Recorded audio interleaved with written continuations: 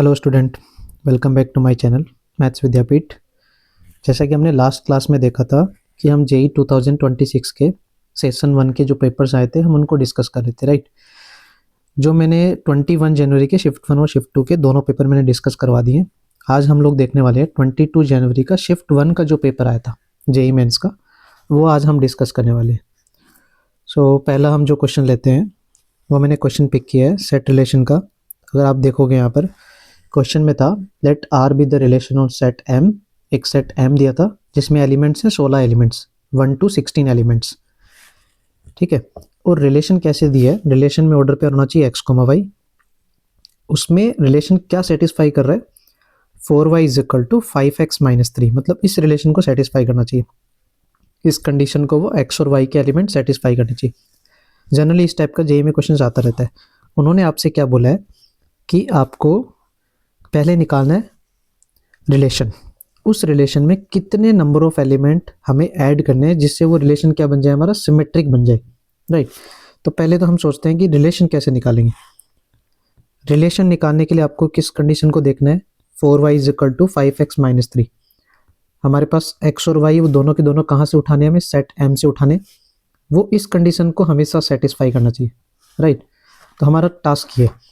तो अगर मैं रिलेशन की बात करूँ तो रिलेशन में कौन कौन से एलिमेंट आएंगे, रिलेशन में आएगा जैसे 3,3, क्योंकि x की जगह 3 रखोगे तो 15 माइनस 3 12, 4 इंटू 3 12, मतलब ये इसको सेटिस्फाई कर रहा है। नेक्स्ट देखोगे तो एलिमेंट आएगा हमारा 7,8 जो इसको सेटिस्फाई कर रहा है, क्लियर। तीसरा जो ऑर्डर पेयर देखोगे जो इसको सेटिस्फाई कर रहा है वो 11,13। हमारे पास इनपुट और आउटपुट दोनों सेट m से ही सोचने आपको। तो दीज आर दी एलिमेंट्स जो इस रिलेशन को सेटिस्फाई करेंगे। अब हमें इस रिलेशन को क्या बनाना है, सिमेट्रिक बनाना है। सिमेट्रिक क्या बोलता है, अगर ईच एंड एवरी एलिमेंट के रिवर्स भी वहाँ पर अवेलेबल होने चाहिए। जैसे 3,3 का रिवर्स सेम ही होता है, बट 7,8 का रिवर्स होता है 8,7, वो ऑर्डर पेयर यहाँ पर नहीं है। तो हमें 8,7 ऐड करना पड़ेगा, to be added, clear. Similarly 11,13 है तो हमें 13,11 भी ऐड करना पड़ेगा, मस्ट बी एडेड। तो अगर यहाँ देखोगे तो इस पूरे रिलेशन को अगर हमें सिमेट्रिक बनाना है तो हमें 2 एलिमेंट और एक्स्ट्रा ऐड करने पड़ेंगे, जो कौन कौन से, 8,7 एंड 13,11। तो इसका फाइनल आंसर आएगा वो कितना आएगा, 2 एलिमेंट्स आएंगे। कम से कम हमें 2 एलिमेंट ऐड करने पड़ेंगे, क्लियर। नेक्स्ट क्वेश्चन की तरफ देखते हैं। नेक्स्ट जो क्वेश्चन आया था वो हमारा ये क्वेश्चन है, क्लियर है। उसने बोला था प्रोबेबिलिटी का क्वेश्चन है। उन्होंने बोला है कि आपको 2 डिस्टिंक्ट नंबर लेने, A and B are selected at random from the set. जो दिया उन्होंने एलिमेंट कितने दिए, नंबर्स क्या दिए, 1 to लेके 50 तक। Probability that their product A B is divisible by 3। तो मैं क्या कर रहा हूँ, मैं इसको रिक्वायर्ड प्रोबेबिलिटी निकाल रहा हूँ। रिक्वायर्ड प्रोबेबिलिटी कैसे निकालूंगा, टोटल 1 होता है, उसमें से मैं कौन से हटा रहा हूँ, जिनका product of 2 numbers not divisible by 3। क्योंकि उन्होंने पूछा है कि उनका प्रोडक्ट डिविजिबल बाई 3 चाहिए, तो मैं अगर नॉट डिविजिबल बाई 3 को टोटल में से हटा दूंगा तो हमारा आंसर आ जाएगा। अब हमें सोचना है कि डिविजिबल बाई 3 का मतलब क्या होता है, मल्टीप्लाई बाई 3 होना चाहिए। 1 से लेके 50 तक हमारे पास मल्टीप्लाई बाई 3 कितने होते हैं, 16 होते हैं। डायरेक्टली आप 50 को 3 से डिवाइड करोगे, जितनी बार प्योरली डिवाइड होता है वही काउंटिंग आती है, जैसे 3, 6, 9, 12 लाइक दैट। तो फिर बचा क्या, नॉट मल्टीप्लाई बाई 3। तो टोटल 50 है, 50 में से 16 गए तो कितने बचे, 34। ये वो नंबर है जैसे 1, 2, 4, 5, ये वो नंबर्स है जो मल्टीप्लाई बाय 3 नहीं होते। हमें निकालनी है प्रोबेबिलिटी। तो total 1 minus favourable cases not multiply by 3। तो फेवरेबल क्या होगा, टोटल एलिमेंट है 34। 34 में से कोई भी 2 एलिमेंट चूज कर लो आप, क्योंकि हमें 2 डिस्टिंक्ट नंबर चाहिए, राइट। तो 34 C2 एंड सैम्पल स्पेस में देखोगे तो टोटल एलिमेंट कितने हैं, 50। 50 में से कोई भी 2 चूज करना। तो अगर यहाँ ध्यान दोगे आपका आंसर क्या बनेगा फिर, 1 माइनस 34 C2 को आपको पता है कैसे निकालते हैं, 34 इंटू 33, क्लियर। अपॉन में वो जो कट जाएगा वो 2 फैक्टोरियल भी कैंसिल हो जाएगा। नीचे भी देखोगे तो 50 इंटू 49, 48 भी कट जाएगा और 2 फैक्टोरियल भी हमारा रिड्यूस हो जाएगा। तो अगर आप ध्यान दोगे यहाँ पर तो हमारा फाइनल आंसर क्या दिख रहा है, 664 अपॉन 1225। हमने क्रॉस मल्टीप्लाई किया, आंसर मिल गया। तो इस तरह से हम प्रोबेबिलिटी का इजीली क्वेश्चन डुएबल था और आसान भी था, ऐसा कोई टफ नहीं था, कर सकते हैं। चलो नेक्स्ट क्वेश्चन की तरफ बढ़ते हैं। नेक्स्ट जो क्वेश्चन लिया है मैंने, आप इस साल देखोगे ना मॉडुलस इनइक्वलिटी या मॉडुलस इक्वलिटी को मिला के ना जनरली क्वेश्चन हर दूसरी तीसरी शिफ्ट में देखने को मिल रहा था। तो अगर आप ध्यान दोगे यहाँ पर मॉडुलस इनइक्वलिटी हो या मॉडुलस इक्वलिटी हो, हम हमेशा एक ही चीज़ सोचेंगे कि हमें बनाने हैं केसेस। क्यों? क्योंकि मोड को ब्रेक करना है तो हमें केसेस के बारे में सोचना पड़ेगा, राइट। कितने मोड है यहाँ पर? 2 मोड है, x+4 x+2। तो आपको केसेस क्या बनाने पड़ेंगे? 2 मोड है तो 2 सॉल्यूशन आएंगे, एक -4 एक -2, केस 1 केस 2 केस 3। तो अगर आप ध्यान दोगे तो हमारे पास 3 केसेस बनेंगे। कौन कौन से 3 केसेस बनेंगे? एक ग्रेटर देन -2, एक लेस देन -4 और एक इन बिटवीन -4 टू -2। तो मैं स्टार्ट करता हूँ केस 1 से। केस क्या लिया मैंने पहला कि if x is less than -4। अगर मैं इस कंडीशन को सोच रहा हूँ लेस देन -4 को, तो आप क्या करो, कोई भी एक इनपुट ले लो, उसको मॉड में पुट करो। अगर मॉड के अंदर नेगेटिव है रिजल्ट, तो मॉड नेगेटिव के साथ ओपन होगा, सिंपल एज दैट। मॉड के अंदर अगर पॉजिटिव है तो मॉड को पॉजिटिव के साथ ओपन कर दो। इससे आसान तरीका कुछ नहीं है। आप ग्राफिकल वे में जाओगे, बट सबको ग्राफ नहीं आते बच्चों को, तो बेस्ट वे है कि आप इनपुट रखो, आउटपुट कैलकुलेट करो, बेस्ड ऑन दैट आप जज कर लो। तो लेस देन -4 में देखोगे ना, तो ये जैसे मान लो आपने लेस देन -4 में 0 ले लिया, तो ये 0 + 4 क्या है? पॉजिटिव। तो ये पहला वाला पॉजिटिव के साथ ओपन होगा। दूसरा वाला देखोगे तो क्या आ जाएगा? जैसे सॉरी पीछे जाओगे ना, -4 से पीछे जाओगे तो -5 -6, तो ये पहला वाला भी नेगेटिव के साथ ओपन होगा हमारा। एक्चुअली दोनों ही नेगेटिव के साथ ओपन होंगे। पहला वाला माइनस के साथ ओपन होगा इंटू x, दूसरा वाला भी माइनस के साथ ओपन होगा +10 = 0। क्योंकि दोनों में कोई भी इनपुट उठाओगे ना, वो दोनों मोड क्या बनेगा? नेगेटिव बनेगा। तो अगर आप इसको सॉल्व करोगे तो ये क्वाड्रेटिक हमारी बन गई x² + 7x - 4 = 0। किसी भी क्वाड्रेटिक के रूट्स निकालने या तो फैक्टराइजेशन मेथड करो या स्प्लिटिंग मेथड और फॉर्मूला मेथड। तो मैं फॉर्मूला मेथड लगा रहा हूँ, -7 ± अंडर रूट में 49 और 16, ये 65 बन जाएगा, डिवाइड में 2। ठीक है, तो यहाँ से देखोगे तो 2 रूट्स आ गए। 2 रूट्स कौन कौन से आए? एक तो क्या बना है -7 + √65/2। दूसरा जो देखोगे वो क्या बन रहा है हमारा? -7 - √65/2। बट हमने क्या देखना होता है, जो आपने कंडीशन पिक की है और जो आपका सॉल्यूशन आया है, उन दोनों का हमेशा हमें क्या लेना होता है? इंटरसेक्शन लेना होता है हमेशा, वो रिक्वायर्ड आंसर होगा। अगर दोनों में इंटरसेक्शन देखोगे तो इससे आंसर आ रहा है, वो आ रहा है -7 - √65/2। कहने का मतलब एक सॉल्यूशन तो यहाँ से मिल गया। सिमिलरली अगर मैं केस 2 की बात करूँ, केस 2 ले लो बीच का, -4 से -2, -4 से -2 कोई भी एक डेटा लो, मॉड में रखो। तो आप देखोगे तो पहला मोड प्लस के साथ ओपन होगा, दूसरा माइनस के साथ ओपन होगा, +10 = 0। यहाँ से इस क्वाड्रेटिक को सॉल्व करोगे तो क्वाड्रेटिक बनेगी x² + x + 4 = 0। विच मीन्स अगर यहाँ से थोड़ा सा भी ध्यान दो ना, तो इसका डिस्क्रिमिनेंट क्या है? नेगेटिव है, b² - 4ac। अगर नेगेटिव है तो इसके सॉल्यूशन होंगे नहीं, रियल नहीं होंगे, इमेजिनरी होंगे, तो नो रियल सॉल्यूशन। केस 2 से हमें कोई भी आंसर नहीं मिला। सिमिलरली केस 3 क्या लोगे? ग्रेटर देन और इक्वल टू -2। इस पे ध्यान दोगे तो दोनों मोड किसके साथ ओपन होंगे? प्लस के साथ ओपन होंगे। साइड वाले राइट मोस्ट दोनों पॉजिटिव, राइट लेफ्ट दोनों नेगेटिव, बीच में एक पॉजिटिव एक नेगेटिव, ऐसे ही कंसेप्ट होता है। तो इसको भी पॉजिटिव के साथ ओपन कर लो। इस क्वाड्रेटिक को सॉल्व करोगे तो बनेगी x² + 7x + 16 = 0। Similarly same case, इसका डिस्क्रिमिनेंट भी निकालोगे, b² - 4ac, you will get the answer is negative. Negative है तो क्या आंसर आएगा? No solution. ठीक है, तो नो सॉल्यूशन है तो फिर कितना आंसर आएगा? नंबर ऑफ सॉल्यूशन हमारा क्या आएगा? टोटल 1 आएगा फाइनल। क्यों?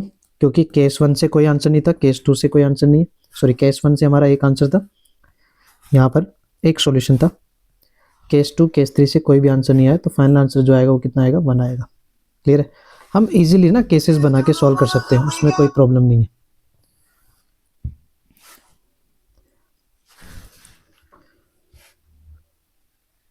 नेक्स्ट क्वेश्चन की बात करते हैं। ठीक है। नेक्स्ट क्वेश्चन जो मैंने पिक किया ना आपका, वो क्या पिक किया मैंने कि एक फंक्शन डिफाइन है 1 to इन्फिनिटी से r तक, ये इसका डोमेन है, ये इसका कोडोमेन है, ठीक है। फंक्शन जो हमें दिया ना, फंक्शन क्या दिया, 6 times 1 to 6 times 1 to x तक दिए, लोअर लिमिट और फाइनल लिमिट, राइट। अगर आप थोड़ा सा ध्यान दोगे तो आपको क्या करना है, ये दिया f of t dt equal to 3x f of x plus x cube minus 4। हमें देखो निकालना क्या है, f of 2 minus f of 3 निकालना है। तो हमारा टारगेट क्या होना चाहिए, हमें निकालना है पहले फंक्शन। अगर फंक्शन आ जाएगा तो उसके बाद में आंसर इजीली आ जाएगा। फंक्शन निकालने के लिए अगर आप ध्यान दोगे तो यहाँ पर एक साइड डेफिनेट इंटीग्रेशन, जिसमें f of t हमें नहीं पता क्या है, तो आप क्या करो, बोथ साइड डिफरेंशिएशन कर लो, both side differentiation with respect to x, ठीक है। अब जैसे डिफरेंशिएशन करोगे तो आपको पता है आपको लेबनीज लगाना पड़ेगा, राइट। क्यों, क्योंकि डेफिनेट इंटीग्रेशन का जो डिफरेंशिएशन होता है उसमें हमेशा हम क्या प्रेफर करते हैं, लेबनीज थ्योरी। कर दो 6 इंटू, पहले क्या करते हैं, अपर लिमिट पुट करते हैं, फिर अपर लिमिट का डिफरेंशिएशन x का differentiation 1 minus lower limit put करोगे, फिर लोअर लिमिट में 1 है, 1 का differentiation automatic 0 equal to 3 times x into f of x में क्या लगेगा, u इंटू वी। तो एक बार x को छोड़ दो, f का डिफरेंशिएशन, फिर f को छोड़ दो, 1 x का डिफरेंशिएशन 1 हो जाएगा, प्लस एक्स क्यूब का डिफरेंशिएशन क्या हो जाएगा, 3x स्क्वायर माइनस कॉन्स्टेंट का 0। तो अगर आप ध्यान दोगे यहाँ पर तो हमारा कंसेप्ट क्या बन गया, 6 से तो आप ना इसको थोड़ा 3 से डिवाइड भी कर सकते हो। तो ये बन गया 2 times f of x is equal to 3 times x into f dash x plus 3 times f of x plus 3x square. तो अगर आप यहाँ से ध्यान दोगे, इसको सॉल्व करोगे तो ये हमारा बन गया 3 times f of x is equal to 3 times x into f dash x plus 3x square. 3 से भी डिवाइड कर दो, एफ एक्स को हम y लिख सकते हैं, एफ डैश एक्स को हम dy बाई डी लिख सकते हैं। तो हमारा कंसेप्ट क्या बन गया, x into d y by d x minus y is equal to minus का एक्स स्क्वायर, करेक्ट। थोड़ा सा अगर ध्यान देंगे यहाँ पर तो हम इसमें क्या कर सकते हैं, हम इसको ये लिख सकते हैं, मैं इसको ना पूरे को x से डिवाइड कर रहा हूँ, तो ये बन गया d y by d x minus y upon x is equal to minus x, correct. अब अगर ध्यान दोगे आप यहाँ पर तो हम इसको ना थोड़ा सा क्रॉस मल्टीप्लाई कर रहे हैं, क्रॉस मल्टीप्लाई कर लेते हैं इसको, ठीक है। तो ये क्या बन जाएगा, x d y by d x minus y d x upon x into d x is equal to minus x. तो ये जो पार्ट है ना, एक्चुअली इस माइनस एक्स को इधर ले आओ, x d y minus y d x upon x square is equal to minus का डी एक्स। अगर आप ध्यान दोगे तो ये जो पार्ट है ना, ये है differentiation of y upon x u by v is equal to minus का डी एक्स। बोथ साइड कर दो इंटीग्रेशन, इंटीग्रेशन करते ही आपका आंसर आ जाएगा। कर्व क्या बना, y by x is equal to minus का x प्लस सी, ये हमारा कर्व आ गया, रिक्वायर्ड कर्व। उसने पूछा क्या था आपसे, उसने पूछा था F of 2 minus F of 3 निकालो, राइट। तो आप एफ ऑफ 2 और एफ ऑफ 3 कैसे निकालोगे, तो आपको पहले c निकालना है। c के लिए आप क्या करो, उस कर्व में जो कर्व था ना उसमें x की जगह 1 पुट कर देते आप इस कर्व में यहाँ पर। तो यहाँ से देखोगे ना, तो यहाँ से हमें y की वैल्यू मिल जाती पहले, क्योंकि उसने कंडीशन नहीं दी। तो अगर x 1 रखोगे तो y की वैल्यू हमें क्या मिलेगी, वहाँ से 1 मिलेगी। और जैसे ही x और y 1 आ गया, इसको अगर यहाँ से उठा के हम इस कर्व में पुट कर देंगे तो हमें वैल्यू किसकी मिल जाएगी, c की। c की वैल्यू आएगी यहाँ पर, आप x भी 1 है y भी 1 है, तो c देखोगे तो कितना आएगा, 2 आएगा। और अगर c आ गया तो हमारा कर्व आ गया। कर्व आने के बाद आप कुछ भी निकाल सकते हो जो उसने क्वेश्चन बोला है। क्वेश्चन में बोला था F of 2 minus F of 3 निकालो, तो आप x की जगह 2 रख लेना और y की जगह 3 रख लेना। तो अगर आप ध्यान दोगे ना, तो यहाँ से जो आंसर आएगा वो F of 2 minus F of 3, ये मस्ट भी आना चाहिए 3। ये आप चेक कर सकते हो x और y की वैल्यू पुट करके। c आ गया, x और y आ गया। अब आपको एफ ऑफ 2 निकालना है तो एक्स की जगह 2 रख दो, एफ ऑफ 3 निकालना है तो एक्स की जगह 3 रख दो। क्लियर? चलो नेक्स्ट क्वेश्चन जो मैंने पिक किया ना वो मैंने पिक किया डेफिनेट इंटीग्रेशन का। अगर आप ध्यान दोगे यहाँ पर कि आपको इंटीग्रेशन करना है, कहाँ से कहाँ तक करना है, -π/2 से π/2 तक, dx upon greatest x plus 4। आपको पता है ग्रेटेस्ट कहाँ टूटता है, ये वो वाला क्वेश्चन है जहाँ हम बोलते हैं ना ब्रेक करने वाली प्रॉपर्टीज, कि वो ब्रेक होगा वहाँ टूटेगा, राइट। -π/2 का मतलब क्या है, -π/2 का मतलब है माइनस का 3.14 डिवाइड बाई 2। दैट मीन्स अगर आप इसको देखोगे तो माइनस का 1.57 के आसपास आएगा, नियर अबाउट, ठीक है। तो विच मीन्स माइनस का 1.57 से प्लस का 1.57 है, तो उसके बीच में कहाँ कहाँ इंटीजर आता है, उसके बीच में -π/2 से π/2 के बीच में इंटीजर्स, क्योंकि वहीं टूटेगा। इंटीजर आएगा एक -1, फिर 0, फिर 1 और सीधा फिर π/2 पे जाएगा, राइट। तो ये 3 जगह टूटेगा, तो ये क्वेश्चन चेंज हो जाएगा। -π/2 से पहले जाएगा -1, फिर -1 से 0, फिर 0 से 1 और फिर 1 से π/2, ऐसे टूटेगा। अब आपको पता है कि ग्रेटेस्ट इंटीजर क्या देता है आपको, इंटीजर। तो माइनस का π/2 से -1 के बीच में ये ग्रेटेस्ट क्या देगा आपको, -2 देगा। तो क्वेश्चन बन जाएगा dx/2। फिर वो क्या देगा, -1 देगा, तो फिर बन जाएगा dx अपॉन 3। फिर 0 से 1 में ग्रेटेस्ट इंटीजर क्या देता है, 0, तो ये बन जाएगा dx/4, राइट।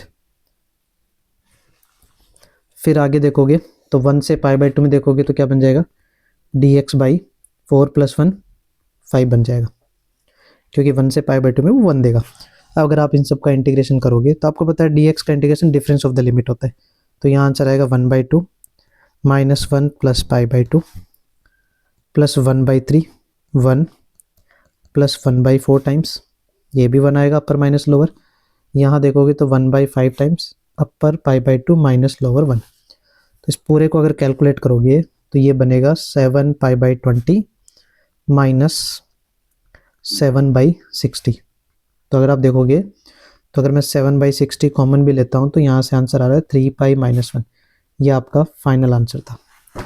तो इंटीग्रेशन के जो क्वेश्चंस होते हैं वो देखने में लगते हैं कि पता नहीं क्या दिया है, कैसे सॉल्व करेंगे, बट अगर आप उसको कंसेप्चुअली जाओगे ना, कंसेप्ट लगा के, तो इजीली क्रैक हो जाता है क्वेश्चन, ठीक है। चलो नेक्स्ट जो क्वेश्चन मैंने पिक किया ना, नेक्स्ट क्वेश्चन मैंने पिक क्या किया है वो मैंने किया है ITF का क्वेश्चन, ठीक है। इनवर्स ट्रिग्नोमेट्री फंक्शन है जिसमें क्या दिया था, tan inverse 4x plus tan inverse 6x की वैल्यू है ना, वो दिया आपको, क्या दिए, π/6। तो आप यहाँ पर क्या लगा लो, प्रॉपर्टी लगा लो, tan inverse 4x plus tan inverse 6x equal to π/6। तो यहाँ पर प्रॉपर्टी लगा लो। प्रॉपर्टी क्या लगाओगे, tan inverse x plus tan inverse y, क्या लिखते हैं हम उसको, tan inverse x plus y upon 1 minus x y, right. तो एक्स वाई कितना हो जाएगा, 24x² equal to π/6। Cross multiply कर दो, but before that tan inverse x को उधर ले जाओ, तो tan π/6, तो ये बनेगा tan x upon 1 minus 24x² is equal to tan π/6। तो उसकी वैल्यू 1/√3, ठीक है, 1/√3। अब अगर आप क्रॉस मल्टीप्लाई करोगे तो ये बनेगा 24x² plus tan√3x minus 1 is equal to 0। तो x की जो वैल्यू आ रही है वो क्या आ रही है, minus tan√3 plus minus 300 plus 96 upon 48। और अगर यहाँ से देखोगे तो उसने एक कंडीशन दी थी कि x कहाँ से कहाँ होना चाहिए, -1/2√6 से प्लस 1/2√6 के बीच में होना चाहिए, क्लियर है। तो आपको यहाँ देखना था कि कौन सा वैल्यू उस कंडीशन को सेटिस्फाई करे। और उसने पूछा क्या था आपसे, नंबर ऑफ सॉल्यूशन पूछा है, तो काउंटिंग। तो अगर आप ध्यान दोगे ना तो यहाँ पर एक ही सॉल्यूशन है, ओनली वन सॉल्यूशन, जो किसके बिलोंग कर रहा है, -1/2√6 से 1/2√6 के बीच में। आपको ना अप्रोक्सीमेशन वैल्यू ही सोचनी पड़ेगी यहाँ पर। इसको कैलकुलेट करोगे ना आप, डायरेक्टली तो कैलकुलेट नहीं कर पाओगे, तो एक नियर अबाउट आइडिया लगा लो कि ये क्या दिया है, तो उससे अप्रोक्सीमेट वैल्यू निकालो और वो इस इंटरवल में ढूंढ लो कितने सॉल्यूशन है। कहने का मतलब कौन कौन से सॉल्यूशन इसमें लाई कर रहे हैं, तो आई थिंक एक ही सॉल्यूशन लाई कर रहा है, ठीक है। चलो नेक्स्ट क्वेश्चन की बात करते हैं। नेक्स्ट जो मैंने क्वेश्चन लिया ना वो स्कोरिंग है, ठीक है, स्कोरिंग चैप्टर है और हमेशा से स्कोरिंग चैप्टर है sequence and series. Sequence and series में उसने क्या दिया था, बड़ा सा इजी क्वेश्चन दिया था कि सम ऑफ फर्स्ट 4 टर्म्स S4 वो 6 दिए, सम ऑफ फर्स्ट 6 टर्म वो 4 दिए। आपको पूछा है सम ऑफ फर्स्ट 12 टर्म्स, 12 टर्म्स का सम चाहिए। तो आपको पता है 4 टर्म्स का सम निकालने का तरीका क्या होता है, n/2 4/2 2a plus n-1 into D, तो 3d इज इक्वल टू 6। यहाँ से अगर 2 से डिवाइड भी कर दोगे तो कंडीशन बनेगी 2a plus 3d is equal to 3, पहली कंडीशन। दूसरी कंडीशन S6 दिया है, राइट, S6 कितना दिया है, 4 दिया है। S6 कैसे निकालते हैं, 6/2 2a plus n-1 into D, तो 5d इज इक्वल टू 4। तो यहाँ से अगर कंडीशन को डिवाइड करोगे तो बनेगा 2a plus 5d is equal to 4/3। ये दूसरी कंडीशन है। कंसेप्ट क्या है भाई, दो कंडीशन दो अननोन। तो अगर आप दोनों कंडीशन को यूज करोगे, या मैं लिख दूं डायरेक्टली बाय इक्वेशन 1 एंड 2, आपको दोनों कंडीशन को सॉल्व करना है। क्या निकालना है, a जो कितना आएगा हमारा, a और d दो ही तो निकालने होते हैं, 11/4, और d की वैल्यू देखोगे तो यहाँ से आएगी माइनस का 5/6। दो कंडीशन दो अननोन। जैसे ही आपका a एंड d मिल गया ना, आप सीक्वेंस सीरीज में कुछ भी निकाल सकते हो। उसने पूछा था find sum of first 12 terms, मतलब S12 पूछा है। S12 कैसे निकालेंगे, 12/t 2a प्लस 11d, तो फाइनल आंसर क्या आएगा हमारा 6 इंटू 2a का मतलब 2 इंटू 11/4 प्लस 11d, d कितना हो जाएगा माइनस का 5/6। तो फाइनल आंसर देखोगे तो कितना आएगा माइनस का 22। ये हमारा सम ऑफ फर्स्ट 12 टर्म्स आ जाएगा। क्लियर है। जब भी सीक्वेंस सीरीज के क्वेश्चन आए, दो कंडीशन दो अननोन, बस आपको वही सॉल्व करना होता है। चलो जो नेक्स्ट क्वेश्चन है उसकी बात करते हैं। नेक्स्ट जो क्वेश्चन मैंने उठाया ना वो ट्रिग्नोमेट्री का उठाया है। इस बार बड़ा ही बहुत पुराना और फेवरेट प्रॉपर्टी जो ट्रिग्नोमेट्रीज में रहती थी उसको काफ़ी दिनों बाद यूज़ किया उन्होंने। कंडीशन में क्या था कि अगर मान लो लेट से a को 48 डिग्री बोल रहा हूँ मैं, b को 12 डिग्री बोल रहा हूँ, तो ये कंसेप्ट किसका है कि cos square a minus sine square b, cos square a minus sine square b। तो इसकी प्रॉपर्टी होती है cos square a minus sine square b को हम क्या बोलते हैं, cos of a plus b into cos of a minus b, ये हम यूज़ करते हैं। दूसरी जो प्रॉपर्टी है, लेट से इसको a बोल रहे हो इसको b बोल रहे हो, तो ये sine square a minus sine square b, तो इसको हम क्या बोलते हैं sine of a plus b into sine of a minus b। Clear है।